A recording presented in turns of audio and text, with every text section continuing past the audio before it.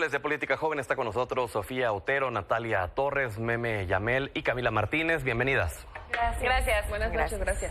A ver, comencemos por el tema de lo más reciente que ha surgido. Anoche se da a conocer la carta de Andrés Manuel López Beltrán, en donde justifica y también genera ataques hacia la oposición, hacia incluso los medios de comunicación en torno a sus vacaciones. Lo justifica después de una extenuante jornada laboral. Se tomó este tiempo. Y ahora incluso el propio presidente todavía del Senado, Gerardo Fernández Noroña, pues puso hasta en tela de juicio, de duda, su autenticidad de la carta. Dijo, está muy mal hecha, quien la haya hecho, Sofía. El tema de la carta de Andrés Jr. es absurdo, ridículo. Que Noroña saliera y encima dijera, es que esta carta es malísima, y pusiera en duda realmente de quién había salido, como diciendo, es que eso no podría salir de Andrés Jr., ¿cómo va a ser? Quiero precisar algunas cosas específicas rápidamente de lo que dice en esta carta, más allá de los ataques a la oposición, que pues no son sorpresivos. Dice que fue con recursos propios, con un vuelo comercial, eso es positivo, aunque no da pruebas. Dice que decidió salir luego de extenuantes jornadas de trabajo, victimizándose, como es que una persona que trabaja tanto como él, pues merece irse hasta Tokio, no puedes ir a vacacionar quizás en nuestras playas mexicanas.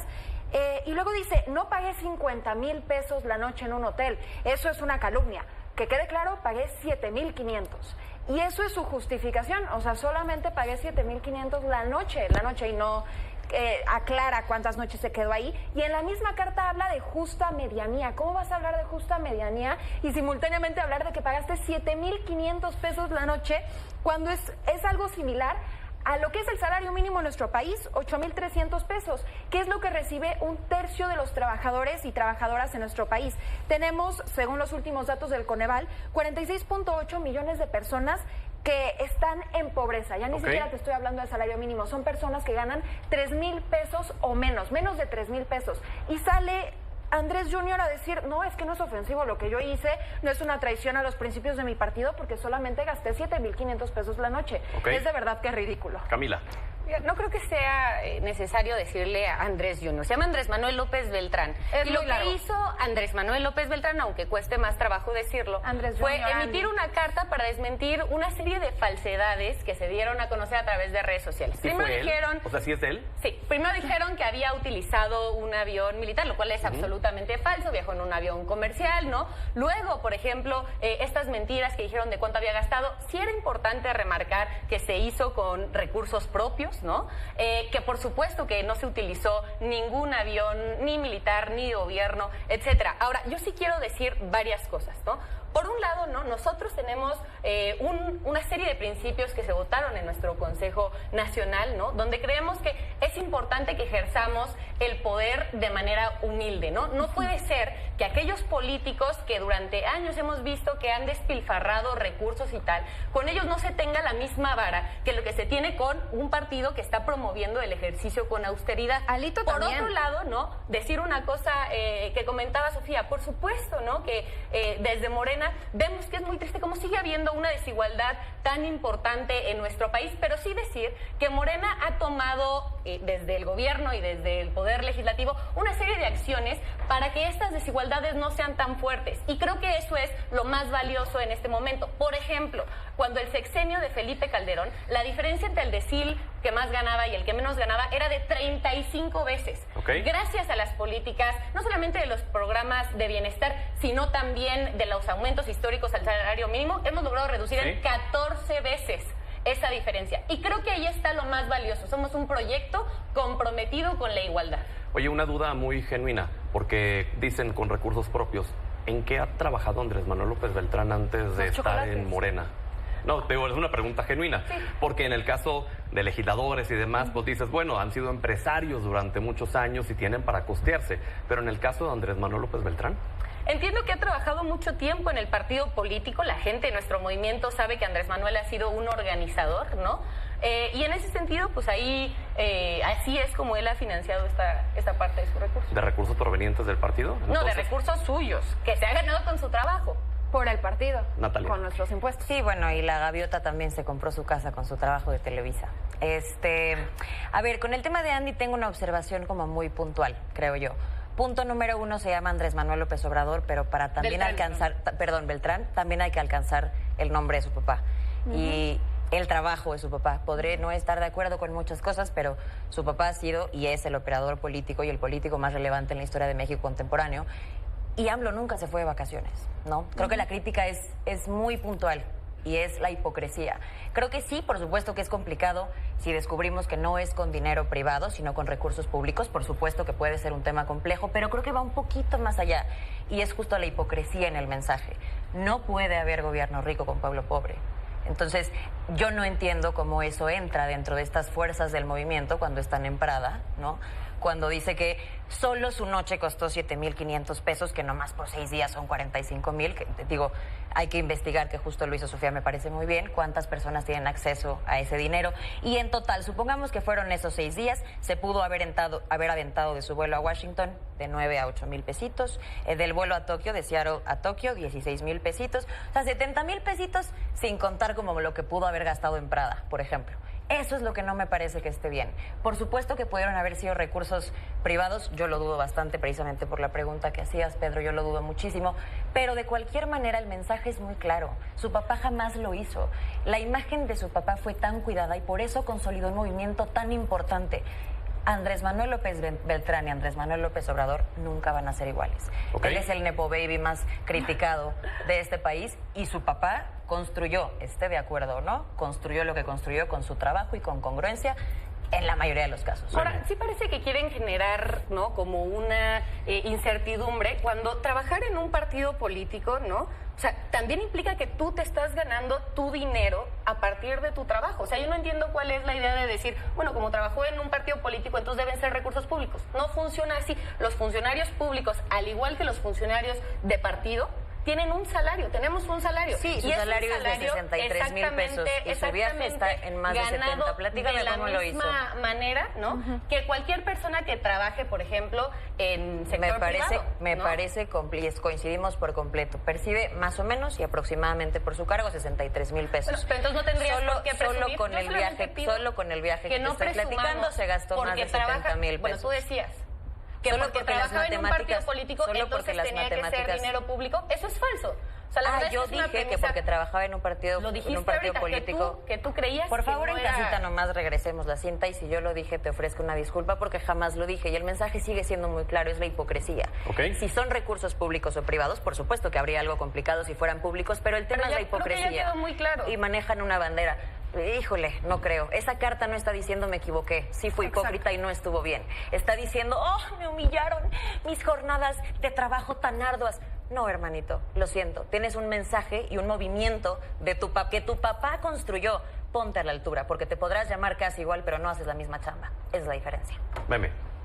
El problema no es que viaje, en realidad. El problema no es que salga de vacaciones. Creo que las vacaciones son necesarias, son dignas, por supuesto. Pero por supuesto que también carga con un legado y carga con una responsabilidad. Y no solamente es Andrés López Beltrán, es todo el partido, es todo Morena. Yo lo que no logro entender es, por un lado, se están haciendo esfuerzos muy buenos en el partido, sobre todo cuando están hablando de construir 71,000 comités seccionales, y él es el secretario de organización y no estuvo el día que anunciaron. Esa es, creo que, la crítica a lo que voy. Coincido mucho cuando Natalia dice, Andrés Manuel López Obrador no se fue de vacaciones. No, nunca se fue de vacaciones. O sea, las vacaciones que tenía eran, pues, en el rancho, dentro de territorio nacional. Ahora, ¿vamos a crucificar a Andrés Manuel López Beltrán porque se fue de vacaciones? No, el tema es, tienes una chamba, eres el secretario de organización de un partido político. Y también es cierto, el partido no es Andrés López Beltrán. El partido del movimiento es mucho más grande. Él carga con una responsabilidad aún más, porque es hijo de Andrés Manuel López Obrador. Entonces, aquí a lo que quiero llegar es este siguiente punto. Hay una hipocresía y una incongruencia, pero no solamente es de una persona. Esto nos lo esperamos de Alejandro Moreno Cárdenas con sus relojes de 9 millones y con los Lamborghinis que tiene, por supuesto. Me lo espero del PAN, claro que me lo espero, entre el cártel inmobiliario. Por supuesto que me espero todo esto y más. Ha sido el pan de cada día de quienes están en los partidos políticos y de quienes han militado. Morena tiene esa obligación de demostrar que son distintos, y demostrarlo se hace con los hechos. No por decir que eres distinto y no por decir que estás haciendo las cosas diferentes lo vas a sostener. Hoy la gente, por supuesto que lo está volteando a ver, y sobre él está pesando el legado de su papá, pero sobre todo ¿qué es lo que va a seguir con el partido? Aquí creo que Morena tiene una responsabilidad, y Camila lo sabrá más que nosotras. Morena tiene esa responsabilidad de predicar con el ejemplo y no con el verbo. Y eso pesa sobre cada una de las personas. No solo es vivir en la justa medianía y decir vivo en la justa medianía, es deshacerlo. Claro que, a ver, yo no cuestiono que pudiera salir de su dinero, de cuando trabajó, del trabajo que ha tenido en Chocolate Rocío, ni de su sueldo. Hasta este momento yo no tengo elementos para cuestionar que habría dinero irregular en el viaje, ni mucho menos. El tema es, tienes una obligación en este momento. Okay. Solamente trabajaron en este pasado proceso electoral y fue una jornada extenuante. Así es la vida partidista. Estás dedicando tu vida al servicio público. Demuéstraselo a la gente que estás ahí. Construye desde esa base, porque ahí es donde tienes el escenario. Tienes que demostrárselo. Vamos al tema de la reforma electoral, Sofía. La reforma electoral, similar a cuando debatimos tantas veces en este espacio sobre la reforma judicial, yo decía una y otra vez, es que es profundamente necesaria, no es el qué, es el cómo, ¿no? Yo creo que sí necesitamos definitivamente una reforma electoral. Obviamente hasta este punto no se han dado mayores detalles, nada más sabemos que se hizo una comisión en la que van a trabajar personas que finalmente trabajan para presidencia, como titular Pablo Gómez, que estaba en la UIF, Lázaro Cárdenas Batel, jefe de oficina de presidencia, Arturo Saldívar, Jesús Ramírez Cuevas, Rosy Cela Rodríguez, José Merino y Ernestina Godoy, ¿no? La consejera jurídica de presidencia. Todas estas personas que acabo de nombrar, pues son de presidencia. Y entonces dices, ¿para qué hiciste una comisión? El chiste de una comisión es tener más opiniones, agarrar voces de personas expertas, etcétera, y construir la mejor reforma posible. Me parece que aunque se dice, bueno, va a haber diálogo, no nos están mostrando pruebas de que esto necesariamente vaya a ocurrir, y temo que suceda lo mismo que sucedió la vez pasada, que tanto se decía va a haber diálogo, y al final no hubo. Al final fue, así es la reforma, será la mejor o la peor que podamos tener, pero va y tenemos los votos necesarios. Ahora vemos algunas voces dentro de la 4T, no necesariamente Morena, pero dentro de PT, Verde, diciendo, no lo sé, especialmente porque con este asunto de eliminar plurinominales, que es una de las cosas que sí sabemos de esta propuesta, pues esos partidos tan pequeños se verían perjudicados. Claro. También porque se está hablando de redistribuir el dinero de forma distinta y darle menos recursos a estos partidos. Y al final a quien están afectando es a la democracia mexicana, en el sentido de que sería un obstáculo para la alternancia. Camila. A ver, sí es importante que veamos cuál es el decreto, ¿no? No estamos diciendo que a partir de esta comisión se va a diseñar la reforma electoral. Ojo, todavía no hay, digamos, un borrador de reforma electoral. Lo que hay es, de acuerdo a la ley, el Ejecutivo Federal tiene derecho a conformar una comisión que entonces convoque a una serie de foros y que convoque a una encuesta, ¿no? Donde haya un diálogo, haya una consulta popular de qué es lo que quiere la gente. ¿Por qué?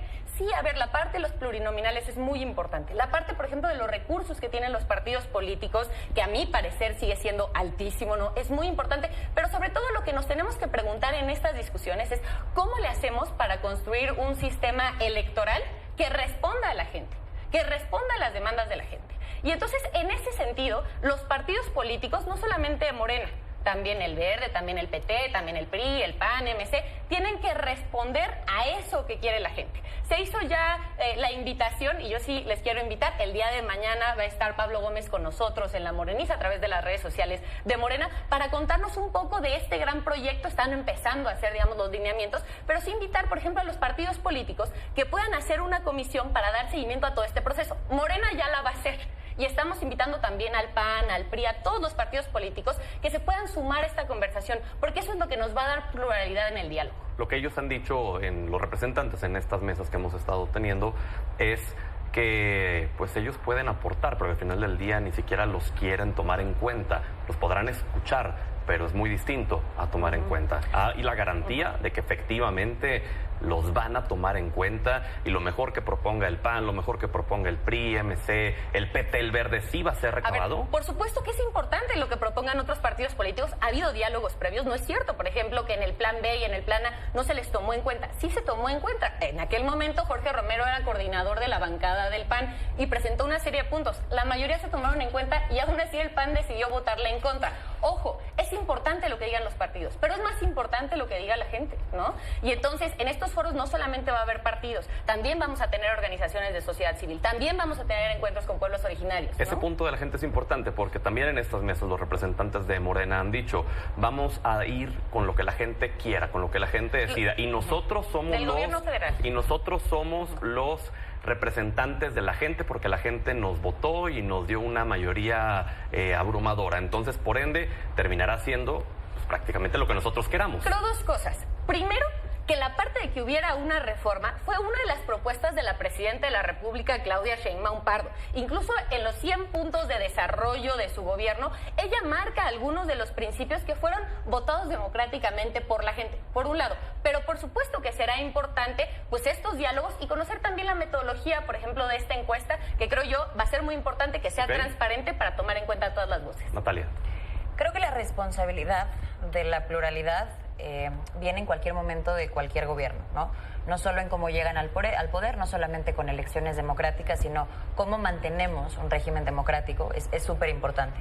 Creo que Sofía lo inició justo como pensaba iniciar mi participación. Tal cual, como en la reforma al Poder Judicial, se necesita 100%, totalmente. Tal vez no la que tuvimos. Y creo que en este sentido podemos de entrada identificar ciertos puntos que sí pueden cambiar. Oye, hay muchas cosas que hacer. El tema del presupuesto, hay opacidad, hagámoslo de una mejor manera. El tema de la representación proporcional, representar a minorías. Oye, tener autoridades mucho más autónomas en materia electoral. Oye, eficientar procesos en la justicia electoral. Eso es súper importante. Igual y la creación de una especie de tribunales colegiados para materia electoral. Oye, buenísimo, ¿no? Cuando los puntos de la reforma, que además fueron planteados por el expresidente Andrés Manuel López Obrador, que correcto no tenemos idea de qué vaya a ser, ¿no? Hoy hay esta comisión para este diagnóstico, no hay una iniciativa, no tenemos algo muy claro. Lo que sí tenemos claro es lo que ya se medio venía avisando, ¿no?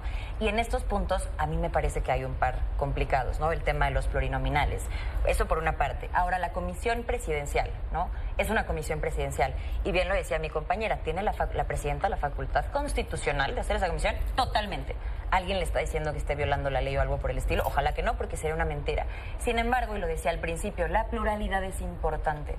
Si tu comisión, que entiendo que es presidencial, ¿no? Si en tu comisión no tienes un esfuerzo por escuchar una voz distinta, sobre todo si a partir de esa comisión nace el diagnóstico, entonces tu diagnóstico va a estar sesgado. Tal vez, solo tal vez, podamos tener un poco la humildad de reconocer que igual y habrá voces durante ese diagnóstico que no vayas a estarle haciendo caso porque hay personas que solo son afines a ti y a tu gobierno federal. Queremos garantizar una pluralidad y somos amantes de la democracia, qué mejor. Perfecto, nada más hagámoslo en todo el proceso. La legitimidad de origen de esta comisión es lo que puede estar un poquito viciada, ¿no? Que la fuente inicial de esta decisión sea completamente democrática. De nuevo, están sus facultades, por supuesto que lo puede hacer. Yo que veo desde una parte exterior, podrías hacerlo de una manera distinta, ¿no? ¿Está viciada la legitimidad, Camila? No, para nada, porque como decíamos, ellos no es que vayan a establecer dentro de los comisionados la discusión. Ellos lo que van a hacer es una propuesta de convocatoria y de lineamientos para poder realizar una serie de foros plurales. Tan así que, por ejemplo, ustedes van a ver en el programa de mañana a Pablo Gómez, que es, digamos, quien va a estar coordinando esta comisión, haciendo un llamado a todos los partidos políticos, sean afines al gobierno de la Cuarta Transformación o sean opositores, a abrir sus propias comisiones, a consultar a sus propias militancias, a sus propios simpatizantes, a sus propias bases. Claro que hay un interés de generar pluralidad, por eso se está abriendo. Si no, se pudo haber establecido una propuesta sin haber consultado a nadie, pero nosotros no queremos repetir. Reforma judicial. No queremos repetir, hubo una discusión amplísima. No queremos repetir. Exacto. Hubo una discusión, pero no escucharon. En el primer congreso. Ese es el punto. ¿A quién van a escuchar? Discúlpenme. A la sociedad Vamos a civil regresar. si ¿A quién escucharon? Por ejemplo. A ver, dejemos que termine Camila y luego que no sea vamos una con Meme. imposición. O sea, yo solamente quiero decir, con las reformas constitucionales que ha impulsado la Cuarta Transformación, la judicial, la electoral, la del sistema eléctrico, ha habido una serie de foros, ha habido una serie de asambleas, ha habido un parlamento abierto, ¿no? Para poder escuchar las voces de estos expertos, y no solamente los expertos, sino también de la gente que es la impactada directamente por eso. Hoy vemos, por ejemplo, ¿no? Y parte de lo que decían, es que el problema de los plurinominales es importante. Hoy vemos, ¿no?, partidos políticos que han perdido toda su aprobación. ¿Por qué? Porque la gente no puede creer que estén metiendo de manera cupular, por ejemplo, un Alito Moreno, que consigue se autoda su plurinominal. ¿no? Como el presidente del PAN, ¿cómo se llama? El expresidente, el Marco Cortés. Se dio su propia plurinominal. Es gente que no caminó calles, que no se encontró con la gente, y eso lleva al rechazo de las personas. Pero también ha sido en ese mismo sentido Adán Augusto, Monreal, muchos de la 4T que hoy en día han crecido y se han fortalecido a base de la propia figura de los pluris. Claro, a ver, es una crítica que nosotros, sabiendo que así es el sistema de partidos, estamos haciendo. Ahora, una cosa muy distinta sí es Alito Moreno y Marco Cortés, que eran presidentes del partido. Eran los que definían las plurinominales y se autodieron sus pluris. ¿Quieres decir algo? Sí, aquí yo tengo una respuesta muy breve que básicamente son de 3 puntos, ¿no? El tema de la pluralidad, ojo, lo enfoqué en el diagnóstico. Sí me parece que para diagnosticar problemas tendrías que tener a gente diferente y gente no necesariamente afín a ti para que el diagnóstico sea un poco más completo, que abarquen las cosas que tal vez tú no estás viendo. Punto número 2, y lo decía Pedro al inicio, me parece muy bueno. Una cosa es tener foros y otra cosa es hacer escucha activa. Podemos hablar, gritar, presentar, parlamentos abiertos, pero si no hay disposición de cambiar nada, en la reforma judicial no se modificó una sola coma. Y te lo prometo, se presentaron, porque la presentó tu servidora, contrarreformas, pero de todos lados. Entonces, la idea es que sí se escuche. Y punto número 3, que también me parece importante, es una reforma electoral de todos los actores políticos. Altera el juego de la democracia, altera el juego del poder. Necesitamos tener a todos los actores políticos de acuerdo en esta comisión para hacer el diagnóstico. Pero espera, dame tantito nada más para que me intervenga. Permítame 3 minutos. Reforma electoral es una reforma extremadamente necesaria. No hay una crisis de legitimidad porque sea la presidenta quien la proponga. Ese no es el tema de discusión. Aquí el tema de discusión es que sí hay que buscar la inclusión, sí hay que buscar el debate, sí hay que buscarlo.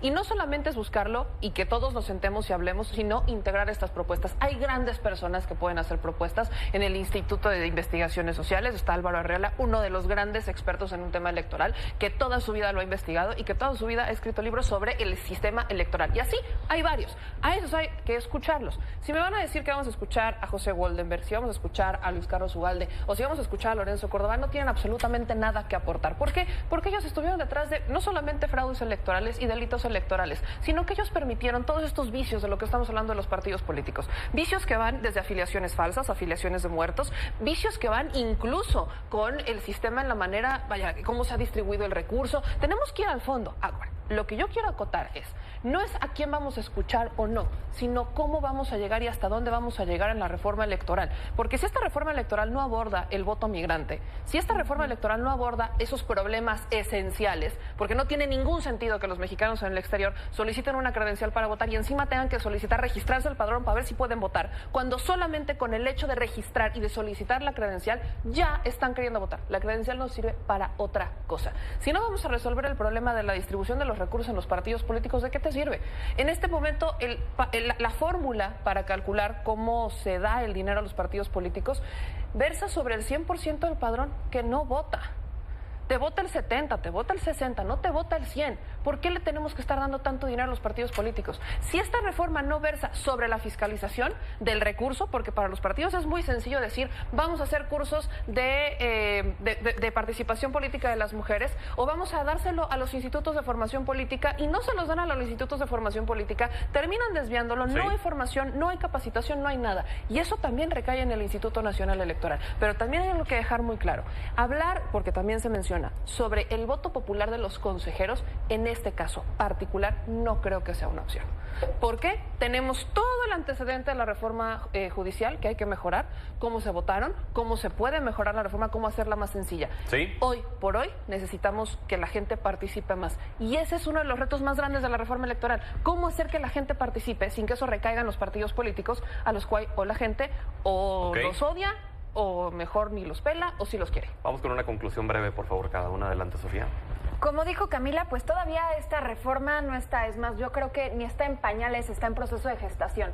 Entonces hay que esperarnos y esperar, ojalá que sí se escuche a las personas expertas verdaderamente y que se tome a consideración todas las cosas que ya se mencionaron en la mesa, el voto migrante, la fiscalización y también cómo se distribuyen los recursos. Camila. Sí. Hoy los partidos tienen cerca de 7,000 millones de pesos, ¿no?, dentro de sus prerrogativas, ¿no? El programa de salud casa por casa cuesta 5,000 millones de pesos. Entonces, claro que es indispensable que discutamos qué está pasando con el presupuesto de los partidos políticos, cómo podemos hacer para reducirlo, y para eso necesitamos que todos los partidos políticos participen, que hagan un trabajo de convencimiento, no solamente con sus militancias, sino con las bases, que vayamos a territorio a contarles nuestros argumentos y que la gente sea parte no solamente de estos foros, sino también de la gran encuesta que se va a hacer. ¿Por qué? Porque lo que necesitamos es una reforma electoral que la gente sí quiera, con la que se identifiquen y por lo que quieran salir a participar democráticamente. Natalia. Recordemos, sobre todo me quiero centrar en este punto porque no lo hablamos mucho, el tema de los plurinominales. Recordemos que todas las cláusulas democráticas constitucionales se hicieron para las minorías.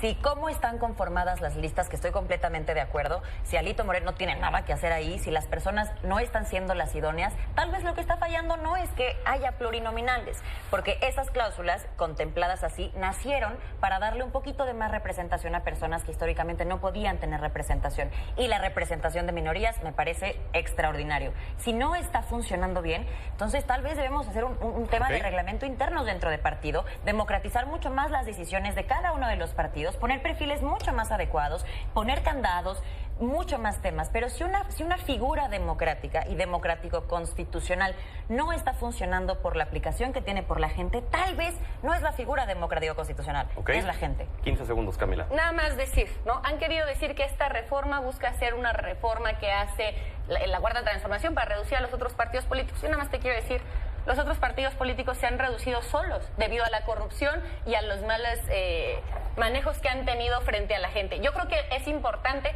que quien está hoy representándonos en el Congreso realmente tenga votos detrás y voluntad de gente. Con esos números, sus aliados son los primeros, serían los que desaparecerían, el Verde y el PT. Meme. Terminamos contigo. Son los primeros que deberían de desaparecer, los partidos satélites. Si un partido político no tiene la capacidad de sostenerse por sí mismo, entonces ¿para qué existe? Sí, ya con mayoría absoluta pues ya está más fácil decir. Y volver, Natalia. Y la gráfica muestra que la oposición tiene el 50%. Pero, a ver, y lo apunto, si se hubiera aprobado la reforma en 2022, no solamente tendríamos una representación proporcional directa, sino que el PRD seguiría existiendo. A ver, claro, pero gracias a las 4 por haber estado con nosotros. Vamos a la pausa, regresamos.